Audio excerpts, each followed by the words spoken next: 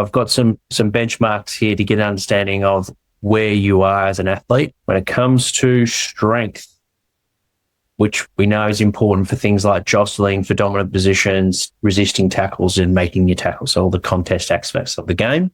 An AFL level would be a minimum of 2 times body weight of your lower body strength exercises. So your squat, whether that be a box squat or a free range squat, or a deadlift, typically a trap bar deadlift. State level strength, you would be at 1.5 to 1.9 times body weight for those lifts, lower body lifts.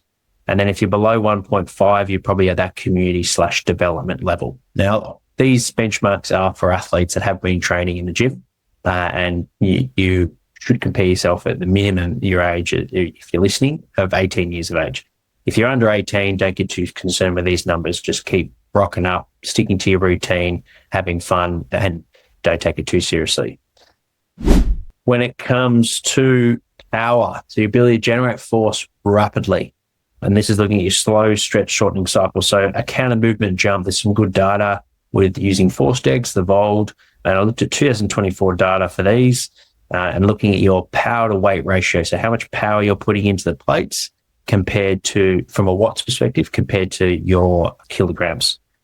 And it looks like 8 times watts per kilogram is a good level. So if you're 100 kilos, you'd be putting in 8,000 newtons into the plates.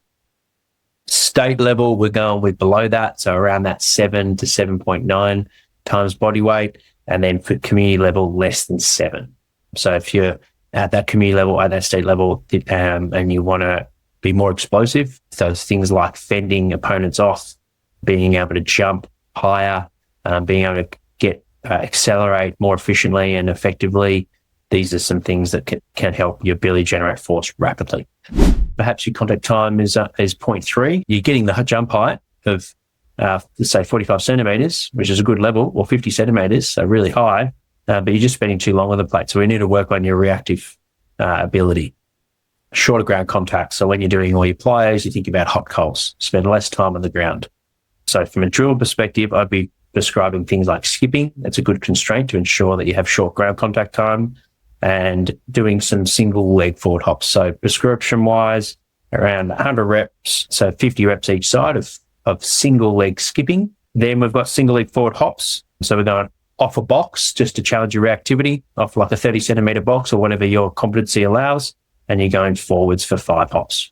So perhaps you've got a good ground contact time of 0.25, but you're just going nowhere. You're not getting enough height. So you need to work on your projection, your ability to generate force. So for that, I'd be focusing on things like depth jumps, where you're jumping off a box and you're landing on a taller box. Let's say you only jump 30 centimeters on the drop jump test. I'd have a 30 centimeter box there and get you to land on that box with the highest hips as possible.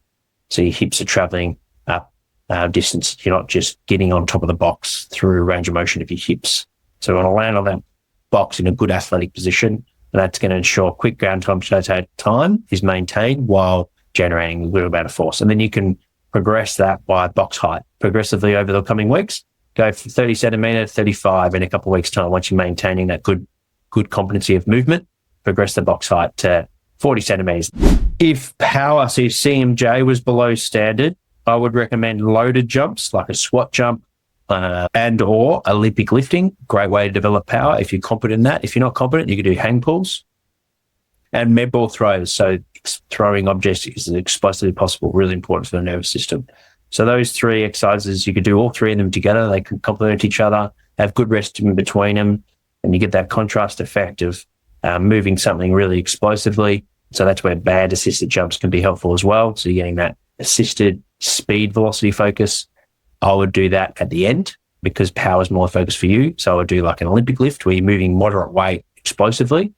Then I would go to like a loaded jump, and you could do either of those 2 or both, like a squat jump. So maybe only 20% of your 1RM, 30% of your 1RM on the bar,